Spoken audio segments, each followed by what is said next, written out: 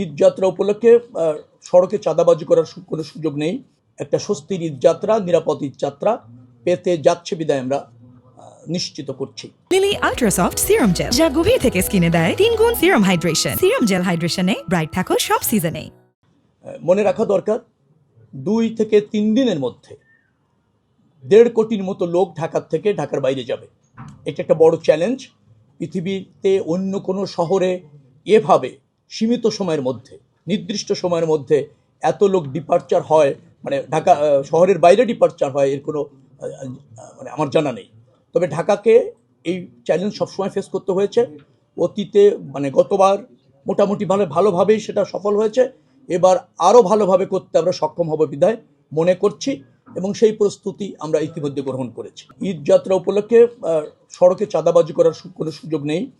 আইন শৃঙ্খলা রক্ষাকারী বাহিনী, পরিবহন সেক্টরে যারা জড়িত সবাই তৎপর আছে। আমাদের মন্ত্রণালয় থেকে যারা এখানে মনিটরিং করার দরকার সেটা আছে, মোবাইল কোর্ট আছে, হাইওয়ে পুলিশ তৎপর আছে, স্থানীয় প্রশাসন মানে রাস্তাগুলি যে সমস্ত থানা জেলার অধীনে তারাও সক্রিয় আছে এবং মালিক সমিতি আমি আগেই বললাম যে যারা আছেন, পরিবহন শ্রমিক নেতারা যারা আছেন তারাও এ ব্যাপারে তৎপর আছেন।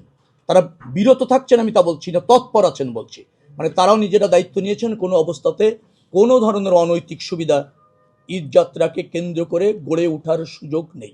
মালিক সমিতি তাদের কল্যাণে নির্ধারিত হারে ঐক্যবদ্ধভাবে অথবা সর্বসম্মতিতে তারা তাদের কল্যাণে একটা চাঁদা গ্রহণ বা নিয়মিত নেন। সেটা শ্রমিকদের কল্যাণে শ্রমিকরা এবং মালিকদের কল্যাণে মালিক সমিতি, শ্রমিক সমিতি সেটা গ্রহণ করেন। সেটাকে আমি বলছি চাঁদাবাজি নয়।